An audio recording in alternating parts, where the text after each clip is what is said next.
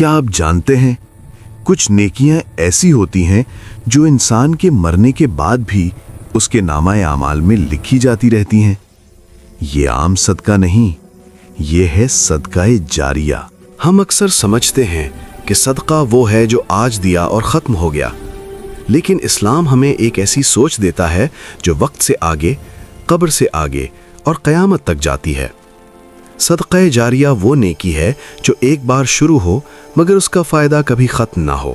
نبی کریم صلی اللہ علیہ وسلم نے فرمایا، جب انسان مر جاتا ہے تو اس کے تمام اعمال ختم ہو جاتے ہیں سوائے 3 کے: صدقہ جاریہ، وہ علم جس سے لوگ فائدہ اٹھائیں، اور نیک اولاد جو اس کے لیے دعا کرے۔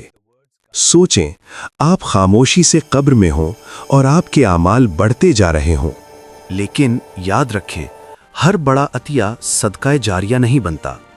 صدقہ جاریہ دل سے کیا جاتا ہے، نام کے لیے نہیں، تصویر کے لیے نہیں، تعریف کے لیے نہیں۔